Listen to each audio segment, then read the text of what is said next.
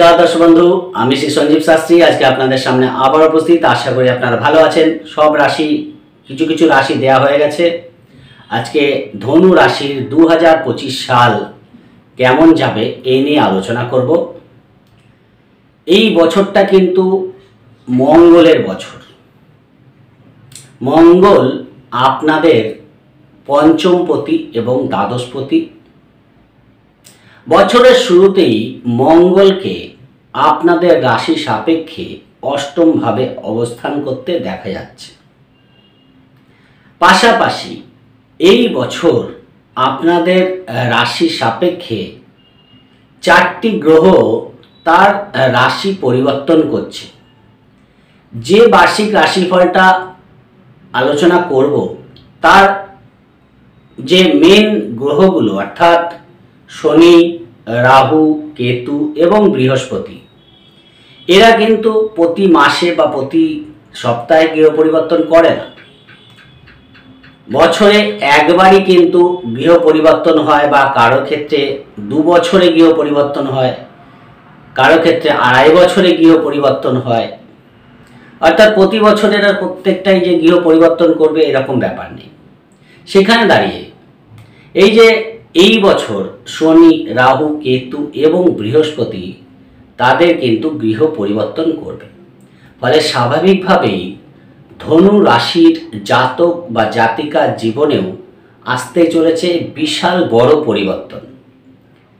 এই পরিবর্তনটা কতটা ভালো হবে কতটা খারাপ হবে এই নিয়ে আলোচনা করব। আপনাদের রাশিচক্রে যদি দেখা যায় শুভ গ্রহের দশা চলছে তাহলে জানুন যে অটোমেটিক্যালি কিছুটা বেনিফিট অফ ডাউট আপনারা ভালো ফল পেয়েই যাবেন। যাদের ক্ষেত্রে দেখা যাচ্ছে অশুভ গ্রহের দশা চলছে, অশুভ গ্রহ বলতে আপনারা হয়তো রাহু, কেতু, শনি এরকম ভাবেন, কিন্তু অ্যাস্ট্রোলজিক্যালি অশুভ গ্রহ বলে কোনো গ্রহ হয় না। যে গ্রহটাকে আপনি অশুভ ভাবছেন সে যদি আপনার জন্মছকে শুভ অবস্থায় থাকে সেই অশুভ গ্রহটাই কিন্তু আপনাদের জীবনে শুভ ফল দিয়ে যায়।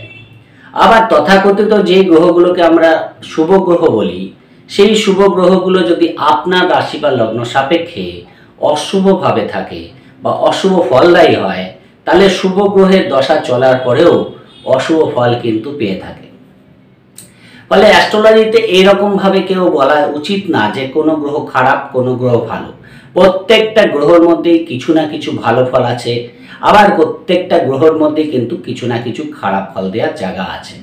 তার মানে অ্যাস্ট্রোলজিটা হচ্ছে আপনার রাশি সাপেক্ষে গ্রহের অবস্থান যেরকম সেই রকম সাপেক্ষে আপনারা ফল পাবেন। এই বছর বছরের শুরুতেই কিছু কিছু বড় বড় পরিবর্তন হচ্ছে এবং মিডিলেও কিছু পরিবর্তন কিন্তু গ্রহের হতে দেখা যাবে।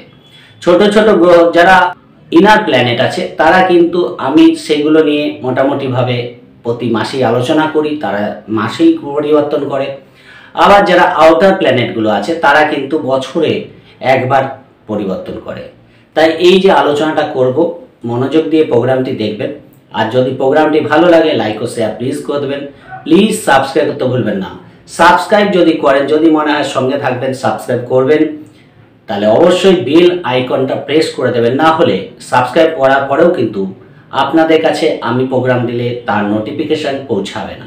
তাই অবশ্যই বেল আইকনটা প্রেস করে দেবেন, তাহলে কিন্তু সঙ্গে সঙ্গে আপনারা প্রোগ্রাম পেয়ে যাবেন। আজকে আমি ধনু রাশি নিয়ে আলোচনা করব। প্রথমে একটুখানি গোচর ফলটা বলে দেবো, তারপর আমি প্রত্যেকটা ব্যাপারেই আসবো। তার আগে বলে দিই যে শনির ঢাইয়া আপনাদের শুরু হচ্ছে। এই ঢাইয়া নিয়েও আমি দু একটা কথা আপনাদের বলে দেবো। কোনো রকম ভয় পাওয়ার মতো জায়গা কিন্তু থাকছে না ধনুরাশির। এমন না যে ঢাইয়া শুরু হচ্ছে বলে অনেক সমস্যা আপনাদের তৈরি হবে, সেই রকম জায়গাটা আমার চোখে কিন্তু খুব একটা ধরা পড়ছে না এই মুহূর্তে ধনুরাশির। সবার ক্ষেত্রেই যে আমার এই ফলাদেশ সমানভাবে প্রযোজ্য হবে তাও নয়, কিন্তু ধনুরাশির ক্ষেত্রে যে ঢাইয়া শুরু হচ্ছে সেটা কিন্তু খুব একটা অনিষ্টকারী আপনাদের ক্ষেত্রে হবে না। প্রথমে বলি আমি একটু গোচর ফল। দেখুন এই বছরের শুরুতেই আপনাদের রাশিতে রবি এবং চন্দ্রকে দেখতে পাওয়া যাচ্ছে। দ্বিতীয়ভাবে কোনো গ্রহ থাকছে না। তৃতীয়ভাবে আপনার শুক্র এবং শনিকে দেখতে পারবেন। চতুর্থভাবে রাহু থাকছে এবং ষষ্ঠভাবে বৃহস্পতির অবস্থান। আগেই বলেছি মঙ্গলকে আপনারা বছরের শুরুতেই অষ্টমভাবে দেখতে পারবেন এবং দশমভাবে কেতুকে দেখতে পাওয়া যাচ্ছে এবং দ্বাদশভাবে বুধকে দেখতে পাওয়া যাচ্ছে। বুধ বছর শুরুতেই বৃশ্চিক রাশিতে থাকছে। এই হচ্ছে মোটামুটি গোচর ফল। এবং বছরে 28শে মার্চ 2025 শনি কুম্ভ রাশি থেকে মীন রাশিতে গোচর করবে। বৃহস্পতি 14ই মে আপনাদের বৃষ রাশি থেকে মিথুন রাশিতে গোচর করবে। বছরের শেষ দুটো মাস আপনারা কর্কট রাশিতেও বৃহস্পতিকে দেখতে পারবেন উচ্চস্থ অবস্থায়। এবং রাহু এবং কেতু এরা 19শে মে 2025 তাদের গৃহ পরিবর্তন করছে। এটা বড় পরিবর্তন আপনাদের জন্য। চতুর্থ ভাব থেকে তৃতীয় ভাবে রাহু আসছে অর্থাৎ কুম্ভ রাশিতে। দশম ভাবে যে কেতু বসে আছে সেই কেতু তার গৃহ পরিবর্তন করছে এই 19শে মে 2025। এই হচ্ছে মোটামুটি গোচর ফল। এবার আমি দু একটা কথা আপনাদের বলি। দেখুন, আপনাদের শনির ঢাইয়া শুরু হচ্ছে। শনির ঢাইয়া কোথায় শুরু হচ্ছে? মীন রাশিতে। মীন রাশি কার ঘর? মীন রাশি বৃহস্পতির ঘর। এবং এখানে কোন তিনটি নক্ষত্র থাকে? একটা হচ্ছে পূর্ব ভাদ্রপদ, যেটা বৃহস্পতির নিজের নক্ষত্র। তারপর হচ্ছে উত্তর ভাদ্রপদ, যেটা হচ্ছে শনির নিজের নক্ষত্র। এবং রেবতী। রেবতী হচ্ছে বুধের নক্ষত্র। তাহলে শনি এই যে তিনটি নক্ষত্র পাস করবে, এইখানে কিন্তু শনির কোনো অশুভ নক্ষত্রের মধ্যে দিয়ে গোচর করতে হচ্ছে না। প্রথমে যে পূর্ব ভাদ্রপদ নক্ষত্র দিয়ে পাস করবে সেটা কিন্তু আধ্যাত্মিক প্ল্যানেট, সেখানে দাঁড়িয়ে তার অশুভ ফল দেওয়ার জায়গা একেবারেই থাকছে না। বৃহস্পতির নক্ষত্র দিয়ে পাস করবে। ইভেন শনি যখন বৃহস্পতির নক্ষত্র দিয়ে পাস করবে তখন অটোমেটিক্যালি শনি তার শুদ্ধতা প্রকাশ হবে, শনির পজিটিভনেস প্রকাশ হবে। তারপর শনি যখন উত্তর ভাদ্রপদ নক্ষত্র দিয়ে পাস করবে তখন কিন্তু আপনারা শনির নিজের নক্ষত্র দিয়ে পাস করছে। ফলে নিজের নক্ষত্রে যখন সে বসে থাকছে স্বাভাবিকভাবেই সে অশুভ ফল দেওয়ার কথা চিন্তা করবে না। এবং তারপর রেবতী নক্ষত্র দিয়ে পাস করবে। রেবতী নক্ষত্র বুধের নক্ষত্র, মানে সেখানেও অশুভ ফল দেওয়ার জায়গা নেই। সেখানে দাঁড়িয়ে আপনাদের ভয়ের মতো কোনো জায়গা দেখতে পাওয়া যাচ্ছে না। শনি কিন্তু বকরি হবে। 13ই জুলাই শনি বকরি হবে। ডেটগুলো লিখে নেবেন, তাহলে আপনাদের কিন্তু, যদিও আমি এর পরে আবার ভিডিও দেব যখন শনি বকরি হবে তার ভিডিও, কিন্তু 13ই জুলাই শনি বকরি হবে। 6 মাস বকরি থাকে, প্রায় বছরের শেষ পর্যন্ত শনি কিন্তু বকরি থাকবে। এই হচ্ছে মোটামুটি গোচর ফল। এর সাপেক্ষে আলোচনা করব। প্রথমে বলবো এই বছর আপনাদের আর্থিক দিক থেকে কেমন যাবে। ধনু রাশির দীর্ঘদিন শনির 7.5 চলেছে। তারপর আপনাদের তৃতীয়ভাবে শনি গোচর হয়েছে। সেখানে শনি কিন্তু আপনাদের আর্থিক দিক থেকে অনেকটাই পজিটিভ জায়গা আনার চেষ্টা করেছে। এখন শনির ঢাইয়া শুরু হচ্ছে মার্চের প্রথম থেকে, অর্থাৎ মার্চের 28 তারিখ থেকে শনির ঢাইয়া শুরু হবে। কিন্তু দ্বিতীয়ভাবে বছরের শুরু থেকেই মে মাস পর্যন্ত বৃহস্পতির দৃষ্টি পড়ে থাকছে। ফলে বৃহস্পতির দৃষ্টি যতক্ষণ আছে ততক্ষণ কিন্তু ফিনান্সিয়াল দিক থেকে বছরের মিডিল হাফ পর্যন্ত সময়টা আপনাদের যথেষ্ট ভালো যাবে। এবং শনির এই যে গোচর হয়ে যাওয়ার ফলে শনি বক্রি হলে যে দ্বিতীয় ভাবের ফলগুলো দিচ্ছিল সেখান থেকেও কিন্তু আপনারা মুক্তি পেয়ে গেলেন। অর্থাৎ শনি কিন্তু দ্বিতীয় ভাবের ফলটা আর দেবে না। ফলে স্বাভাবিকভাবেই আপনাদের কিন্তু আর্থিক দিক থেকে বছরটা কিন্তু যথেষ্ট পজিটিভ যাবে। কিছু পৈতৃক সম্পত্তি থেকে আপনাদের লাভ হতে পারে। দীর্ঘদিন কোনো ল্যান্ড প্রপার্টি নিয়ে কোনো ঝামেলা চলছে, বছরের শুরুর পর থেকে আস্তে আস্তে সেই ঝামেলা মিটে যেতে পারে এবং সেখান থেকে কিন্তু লামসাম অর্থ আসার জায়গা মঙ্গল প্রথম থেকে ইন্ডিকেট করছে। সেখানে দাঁড়িয়ে আপনাদের কিছু পৈতৃক সম্পত্তি আপনাদের লাভ হতে পারে। বিদেশি কিছু অর্থ প্রাপ্তির জন্য বছরটা কিন্তু ভালো। যারা বিদেশ রিলেটেড কোনো কাজকর্ম করে তাদের দিক থেকে বিদেশি অর্থ প্রাপ্তির জন্য ভালো ফল পাবেন। বছরের মিডিল হাফের পর থেকে আর্থিক সঞ্চয়ের মাত্রা বৃদ্ধি পাবে। বছরের প্রথমেই দেখা যাচ্ছে কিছু টাকা পয়সা আপনার অলরেডি ধার হয়েছিল, সেই ধারগুলো শোধ করতে কিন্তু আপনাকে হেল্প করবে বছরের প্রথম দিকটা। কিন্তু সেকেন্ড হাফটা আপনারা কিন্তু অর্থ সঞ্চয় করতে পারবেন, সেই দিকটা কিন্তু ভালো দেখতে পাওয়া যাচ্ছে।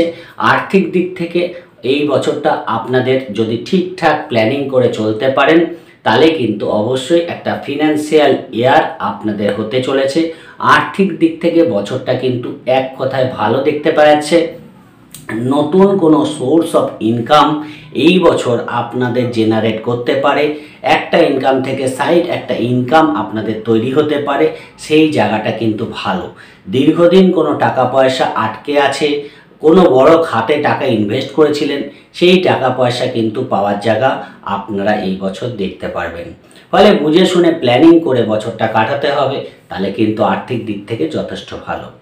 এই বছর আপনাদের শিক্ষার দিক থেকে কেমন যাবে, যারা এডুকেশনের সঙ্গে যুক্ত আছে, যারা স্টুডেন্ট আছে, তাদের দিক থেকে কিন্তু বছরটা একটু করে নেওয়ার বছর, অর্থাৎ একটু পরিশ্রমের মাত্রা বাড়িয়ে পড়াশোনা মনোসংযোগ বৃদ্ধি করতে হবে।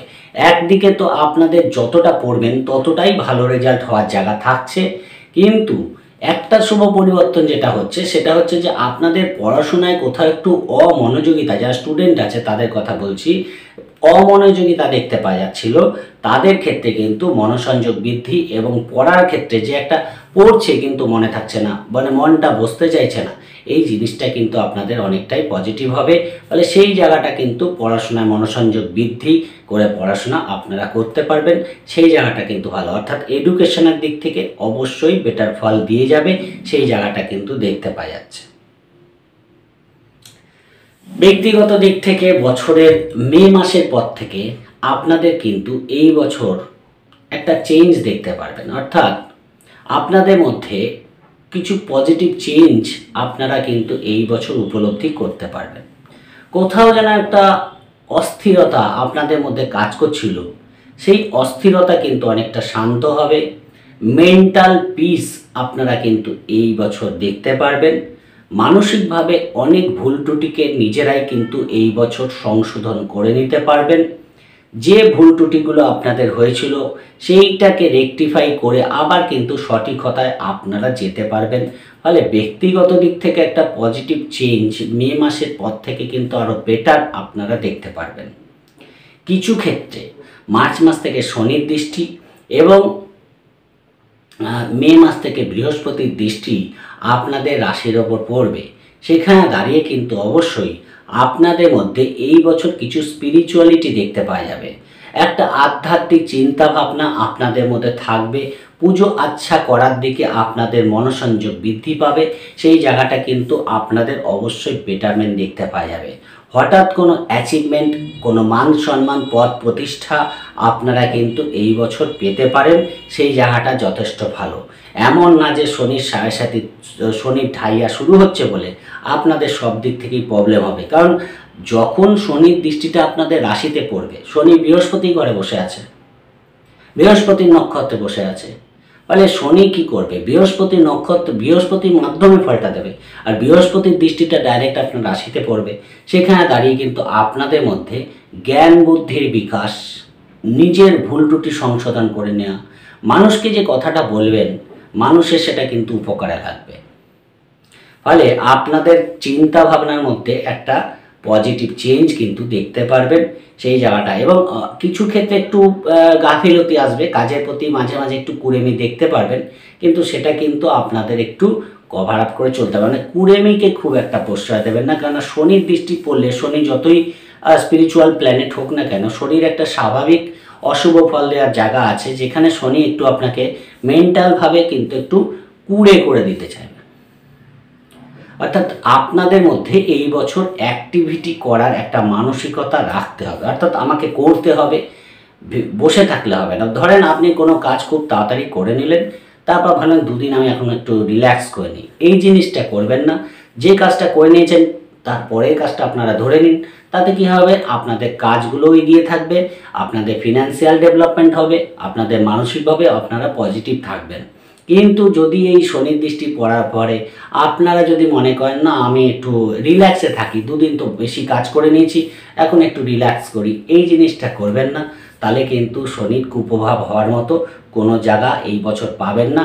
একটু দান ধ্যান করবেন, গরিব মানুষকে একটু দান ধ্যান করবেন, কোনো অনাথ আশ্রমে ধরে বেঁধে একটু কিছু ডোনেট করার চেষ্টা করবেন, ধর্মস্থানে দেয়া বা কোনো অনাথ আশ্রমে দান করা, এরকম বৃদ্ধাশ্রমে দান করা, এইগুলো একটু এই বছর কিন্তু আপনাদের করা যথেষ্ট ভালো হবে।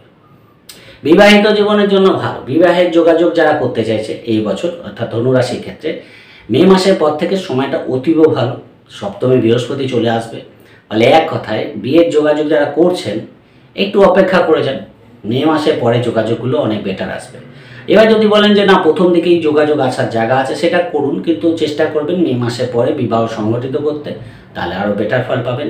আর বিবাহিত জীবনে অনেক সমস্যা কিন্তু মে মাসের ভেতরেই মিটে যাবে। যাদের ধরুন আইনি ঝামেলা চলছে তাদের ঝামেলাগুলো মে মাসের ভেতরেই মিটে যাওয়ার সম্ভাবনা থাকছে। মে মাসের পরে কিন্তু অনেক সমস্যা মিটে গিয়ে আবার পজিটিভ জায়গা পেয়ে যাবেন এবং নতুন করে বিবাহিত জীবনের সমস্যাও কিন্তু মিটবে। পার্টনারের থেকে হেল্প পাবেন, পার্টনারের থেকে সাপোর্ট, মেন্টাল সাপোর্ট কিন্তু আপনারা পাবেন। যে কোনো পরিকল্পনা করার ক্ষেত্রে যদি পার্টনারের সঙ্গে আলোচনা করে আপনারা করেন তাহলে এই বছর কিন্তু আপনারা সাকসেস হতে কেউ আটকাতে পারবে না। বিশেষ করে মে মাসের পর থেকে বৃহস্পতির সপ্তমভাবে গোচর আপনাদের বিবাহিত জীবনের ক্ষেত্রে ভালো ফল দেবে। পার্টনারের সাপোর্ট আপনারা পাবেন, পার্টনারের দ্বারা ফিনান্সিয়াল লাভ হওয়ার জায়গা আছে, সেই জায়গাগুলো কিন্তু যথেষ্ট ভালো। ফলে সেই দিক থেকে পার্টনার পুরোপুরি আপনাদের সঙ্গে থাকবে, সেই দিক থেকে ভালো ফল পাচ্ছেন। এবং ব্যবসার দিক থেকেও মাসটা ভালো, বছরটা ভালো যাবে।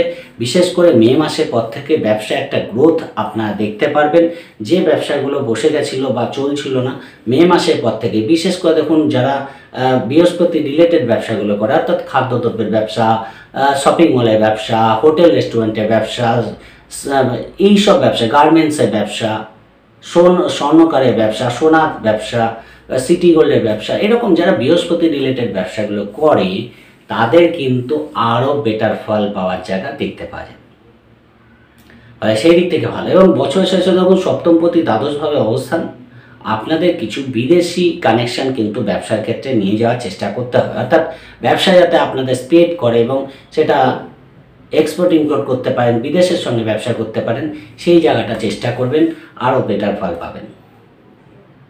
তাহলে বিবাহিত জীবন ব্যবসার দিক থেকে আমার মনে হয় মে মাসের পর থেকে আরও বেটার। প্রথম দিকটা যে খারাপ তা না, কিন্তু মে মাসের পর থেকে আরও বেটার ফল আপনারা পাবেন বিবাহিত জীবন ব্যবসার দিক থেকে, সেই জায়গাটা কিন্তু এই বছর দেখতে পাওয়া যাচ্ছে। এবার যদি বলি কর্মের ব্যাপারে একটা বড় পরিবর্তন আপনাদের হবে, কিন্তু ফার্স্টে বিশেষ করে দেখুন আমি বলি যে টাইমটা কর্মের দিক থেকে চলছে, মার্চ মাস পর্যন্ত খুব একটা হেলদোল কর্মের দিক থেকে আপনারা দেখতে পারবেন না, যে খুব একটা বড় পরিবর্তন কর্মের দিক থেকে হয়ে গেল, সেটা কিন্তু মার্চ মাস পর্যন্ত একই রকম চলবে।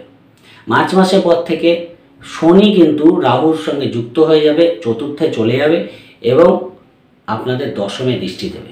সেখানে দাঁড়িয়ে কর্মে একটা পরিবর্তন আনার জায়গা কিন্তু আপনারা পাবেন, একটা পরিবর্তন কিন্তু আসার জায়গা আছে।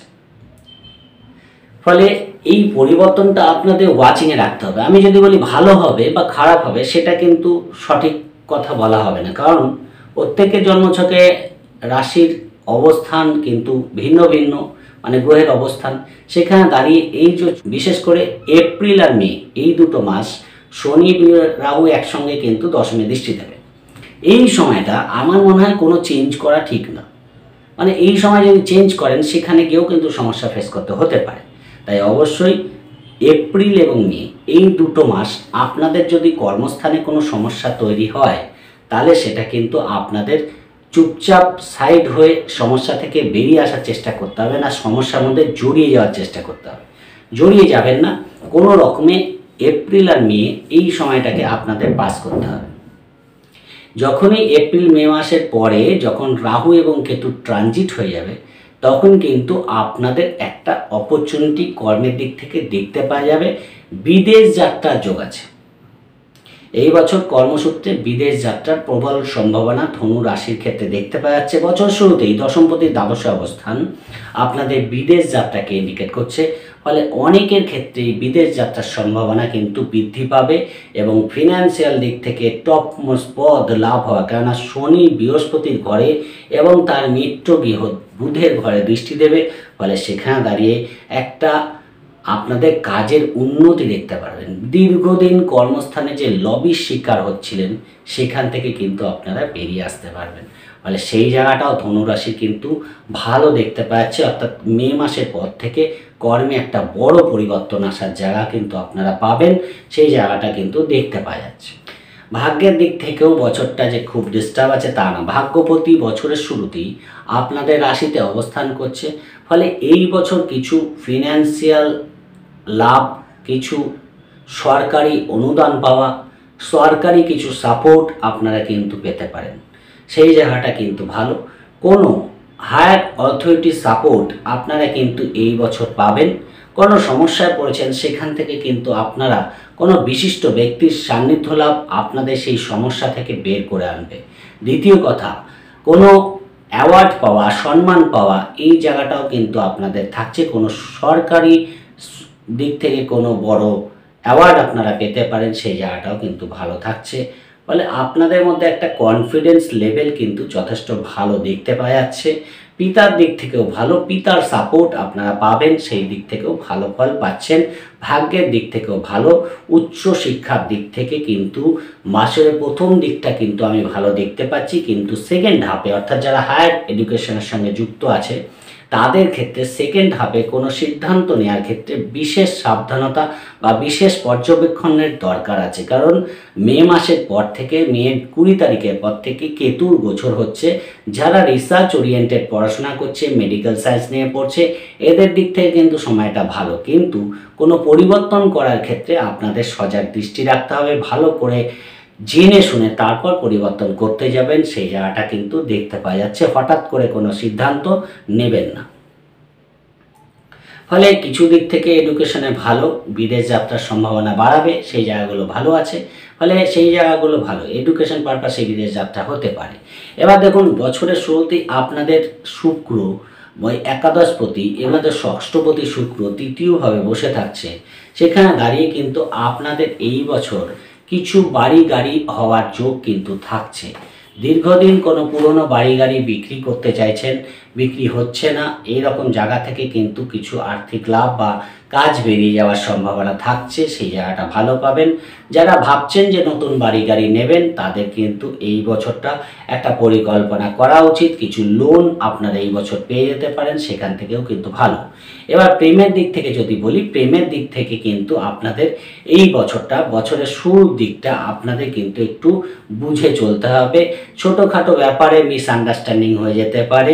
পার্টনারের কর্মের, ধরেন যার সঙ্গে আপনি প্রেম করছেন তার কিছু কর্মের যোগাযোগ চলে আসতে পারে, সেই দিক থেকে কিন্তু আপনারা যথেষ্ট আনন্দ লাভ করতে পারবেন, সেই দিক থেকে ভালো। এবং তার মধ্যে কিন্তু কোথায় একটু ভুল বোঝাবুঝি মাত্রাও থাকবে, কিন্তু মে মাসের পর থেকে প্রেমিক প্রেমিকাদের মধ্যে বেটারমেন্ট দেখতে পাওয়া যাবে, সেই জায়গাটা আরও ভালো পাবেন। সেদিক থেকে কিন্তু পরিস্থিতির মধ্যে অনেক পজিটিভ চেঞ্জ মে মাসের পর থেকে আসবে। প্রথম দিকেই যে খুব একটা চেঞ্জ দেখতে পারবেন সেটা কিন্তু আমি দেখতে পাচ্ছি না।